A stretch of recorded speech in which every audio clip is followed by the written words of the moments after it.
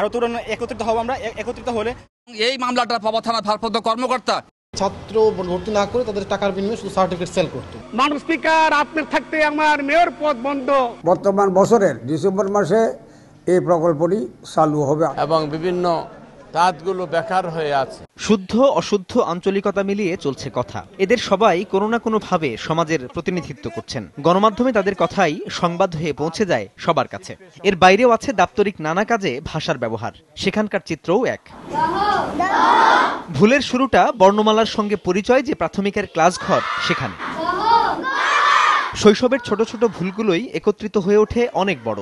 নিজের অজান্তেই জীবনকে পৌঁছে দেয় লক্ষ্য থেকে অনেক দূরে। তাই কচি মনে ছাপ ফেলে যে প্রাথমিক শিক্ষা, গুরুত্ব দিতে হবে সেদিকে। কিন্তু শ্রেণীকক্ষে যারা পাঠদান করেন, শুদ্ধ উচ্চারণের বিষয়ে তাদের প্রশিক্ষণ কি পর্যাপ্ত?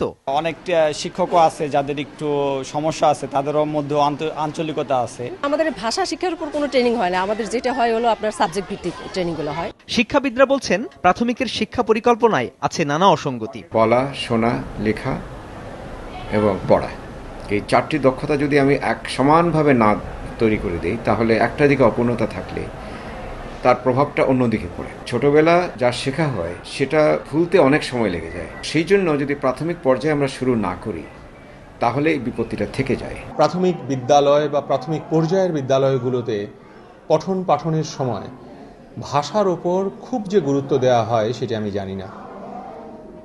বাংলা বর্ণমালার প্রথম বর্ণটি এটি স্বরয় না অ, এটি নিয়ে আমাদের এখনো বিভ্রান্তি রয়েছে। আমাদের বর্ণমালার প্রতিটি বর্ণই রক্তের বিনিময়ে কেনা। সেই বর্ণ সাজিয়ে যে ভাষায় আমরা কথা বলি, তা যদি হয় ভুলভাল উচ্চারণ আর যাচ্ছে তাই ভাবে, তাহলে কি তা আমাদের এই ভাষা শহীদদের প্রতি অমর্যাদা নয়?